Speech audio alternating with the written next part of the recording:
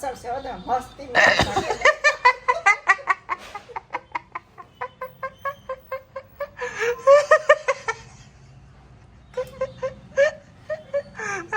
કેવું કેવું છે હે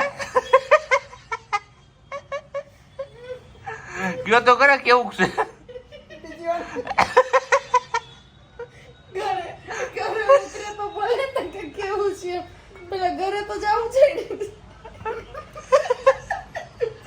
જોઈ લઈ પણ રામ રામ સીતારામ જય શ્રી કૃષ્ણ જય માતાજી જય ગોપાલજી ઠાકર જય જલારામ જય જનંદ્ર જય સ્વામિનારાયણ મહાદેવ હર હર હર મહાદેવ કેમ છો મોજમાં તો વાંધો નહીં મારા બાપડીએ મોજમાં રહેવાનું નહીં બીજી વાત કે બસ જુનાગઢ વાસીઓ તૈયાર થઈ જાવ એવું અંબાલાલ પટેલે કીધું કારણ કે જુનાગઢમાં હવે ધોકાર વરસાદ પડવાનો છે 27 તારીખથી લઈ અને 30 જૂન સુધીની આગાહી છે જુનાગઢ માટે જોઈએ છીએ 27 તો જતી રહી આજે છે 28 તો આજના દિવસે કંઈ થાય છે કે નહીં ધમાકેદાર એન્ટ્રી એટલે કે મેઘરાજા પધરારે છે કે નહીં ગઈકાલે તો એવું હતું આપણે સવારમાં થોડીક વાર આવ્યો હતો ને પછી પાછો આખો દિવસ ક્યારેય આવ્યો નથી વરસાદ એવું કહેતી હતી હવે આજનો દિવસ જોવાનો છે અને પછીના 2 દિવસો જોવાના છે કે કેવી ધમાકેદાર ઇનિંગ થાય છે ચલો કંઈ વાંધો નહીં બધાએ ચા પાણી નાસ્તો કરી લીધો છે આપણે હજી જસ્ટ નાહી ધોઈને ફ્રી થયા છીએ તો કીધું પહેલાં તમારી સાથે રૂબરૂ થઈ જઈએ અને પછી આપણે કરી લઈએ દીવાબત્તી અને પછી પાછા મળીએ છીએ આપણે તો ત્યાં સુધીમાં તમે વિડીયોને લાઈક કરી દો ચેનલ ઉપર નવા હોય તો સબસ્ક્રાઈબ કરી દો અને હા તમારામાં ઘણા બધા લોકો આપણા વિડીયો તો દરરોજ જોવે છે પણ ચેનલ હજી સુધી સબસ્ક્રાઈબ નથી કરી હા મને ખબર જ છે તો તમે અત્યારે સબસ્ક્રાઈબ કરી દો અને સાથે સાથે વિડીયો સારું લાગે તો શેર કરવાનું પણ ના ભૂલતા 7:05 અને બસ આપણે હવે થઈ ગયા છીએ એકદમ ફ્રી બધું આપણો નિત્યક્રમ છે એ બધો પૂરો કર્યો છે અને હવે મુલાકાત કરીએ પ્રજ્ઞા સાથે તો ગુડ મોર્નિંગ જય શ્રી કૃષ્ણ ગુડ મોર્નિંગ ને જય શ્રી કૃષ્ણ આવશે વરસાદ આજ કેમ ખબર બહાર વાતાવરણ કેવું છે એ કયો તો ખબર પડે મને તો અહીંયા બેઠા બેઠા કેમ ખબર આટો મરાય થોડોક બારી પાસે નો એમ કઈ વાંધો નહીં સારું હાલો આવે એવું છે વાતાવરણ બહારની સાઈડ તો એવું લાગે જ છે કારણ કે અત્યારમાં થોડા ઘણા વાદળાઓ આવી ગયેલા છે જુનાગઢ સિટી ઉપર જો કે અહીંયા આ બધું ના બાકી અહીંયા અમારી મમ્મી હવે વાસી કચરા પોતાનું નહીં સોરી પણ વાસણનું કામ કરે જય શ્રી કૃષ્ણ જય શ્રી કૃષ્ણ બધાને જય શ્રી કૃષ્ણ સારું હાલો તો એ હવે એનું કામ કરી લે ને ત્યાં સુધીમાં આપણે આપણો આજનો કંઈક સુવિચાર કહી દઈએ એટલે કે સુવિચાર આપણો જે શેર કરવાનો સમય છે હવે સમય થઈ જ ગયો છે તો ફટાફટ ચલો નેક્સ્ટ ક્લિપમાં હવે તમને સીધો મળશે સુવિચાર આપણે ઘરે પૂગ્યા છીએ ગઈકાલે તમે જોયું ઘરે પૂગ્યા હતા અને ધડબડાટી ચાલુ કરી દીધી ધરારી કરે જબરદસ્તી કરે મા દીકરી બે મારા ઉપર બોલો એ કે ધરાર ખાવાનું એટલે ખાવાનું પણ આમાં મારે હાલે એમ નથી કીધું બપોરે 3 વાગે હું જઈ હજી તો કે લે જેથી આ શાક કર્યું હોય તેથી કે તમે છટક બારી ગોતી લો તો મેં અગાઉ એને પૂછ્યું અને કીધું શેનું શાક બનાવ્યું તો એને કઈ જવાબ દીધો ને એટલે આપણે સામેથી એને ખોલાવી નાખ્યું તો આપણે જમવાનું નથી એટલે તરત જ બોલી ગઈ કે ભાઈ દૂધીની ભાજી બનાવી કે હું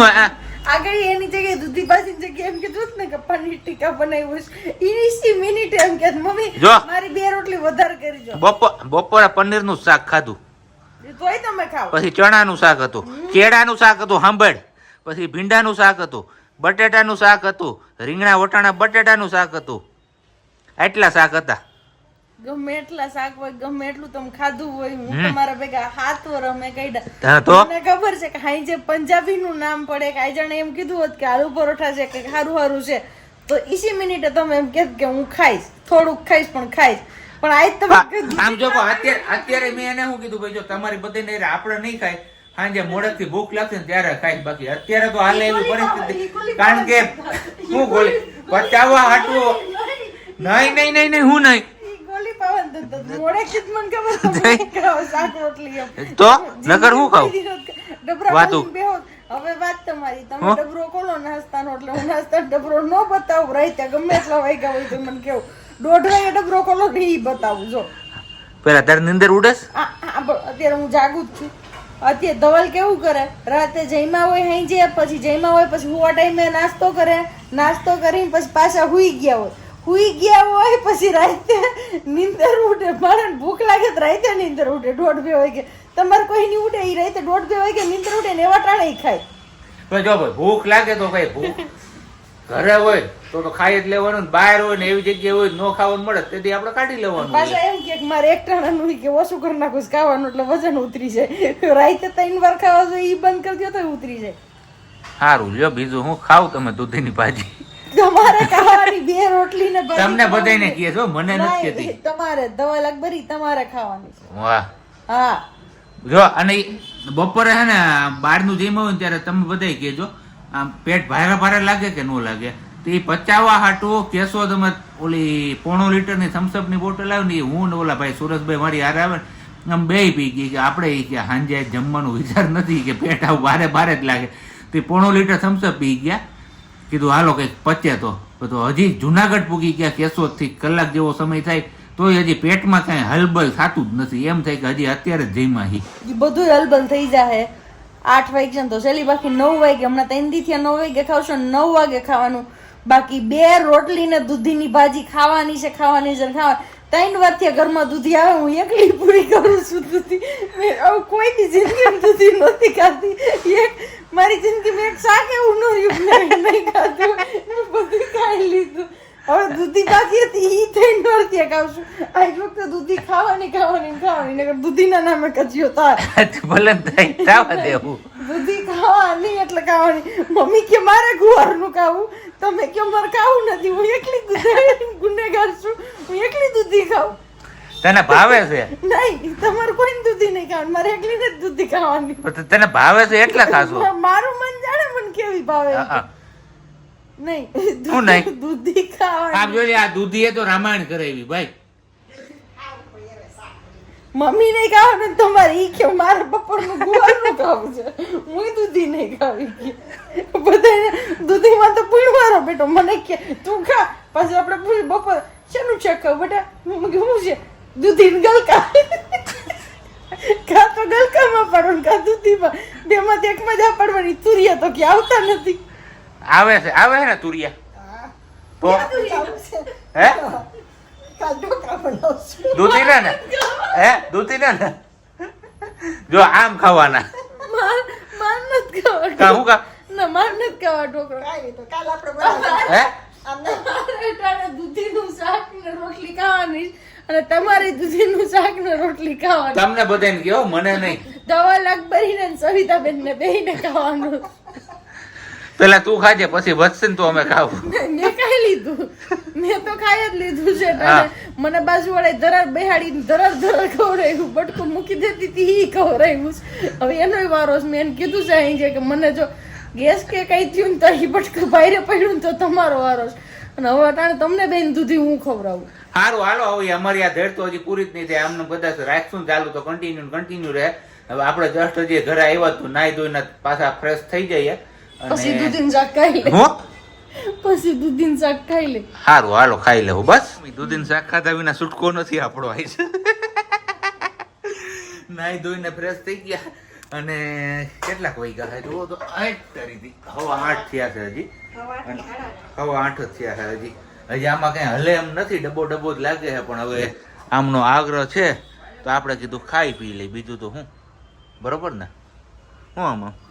વાહ દૂધી વાહ જમાવટ છે હો બાકી કઈ ઘટે નહીં કા. આને આત્મ સંતોષ મળતો હોય છે કે હાલો આ બેને હું આજ ખવડાવું છું દૂધી. એમ ગળિયા એમ કેતા ને પેલા તો ખા તું. હા પાછું થોડુંક તો ખાઈ. એમને તું મારી યાર હાથવારો નહીં કરે યાર મને. હે એક બટકું મેં ખાધું એટલે મને પચી રહ્યા ને તોય ઘણું છે. મને ઈ કેવડી તકલીફ થાય છે મારું મન જાણે. એક રોટલી એક બટકું એક કા ઓલા બેન નું ધરાર કીધેલું એક બટકું મને ટાણ ભાઈરે પડે છે. ઈ ખબર ગળે આવે છે તો ઈ બેન ને બોલાય. ઈ બેન વઈ ગયા રેતી લઈને ચેક કરવા. લઈ લેજો મારે એટલું બધું નહીં જોઈ. નહીં વધવું નો દે. હું છે એથી પૂરું કરી રોટલી ભેગું ખાઈ જઈશ. નહીં અટાણે તું કેમ થોડા કમે કરીએ કઈ બધું વાતું કરે તી લે. હવારે ખાઈ જઈશ. જોજી વચ્ચે તો નથી ખાવું સવારે જવા દેવાનું હા આથણાને મજા આવે હવાની. આ તો અટાણે તમે બે ખાવ એમ જો એવી મારી અંતરની ઈચ્છા છે કે તમે બે અત્યારે દૂધી ખાઓ. તે અમે ખાવા તો બેઠા હોય આનાથી વિશેષ કેવું હોય તમે ખાઓ. કેવું લાગે કે જો મમ્મી અરે મસ્તીનું છે. ક્યાં હે આત્મ સંતોષ થયો ને અસર છે ઓલા મસ્તીનું.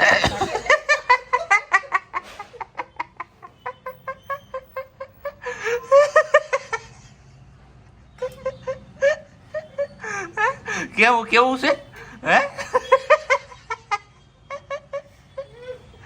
કયો તો કરે કેવું છે ઘરે ઉતરે તો બોલે ને કે કેવું છે પેલા ઘરે તો જાવું છે ને. જોઈ લઈ પણ ઘરેથી નહીં પાછું આવે ખાઈ લ્યો હોય કરતા ઓલું ગુવારનું શાકીનો પહેલો કોળિયો દૂધીના શાકનો. કેમ કરવાનું મમ્મી કેમ કરવું આમ ને આમ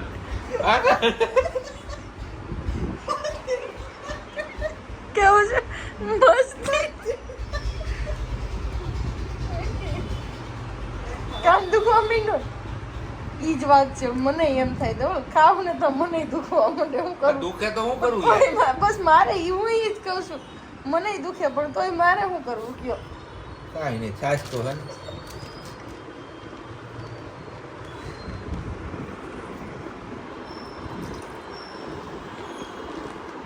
એટલે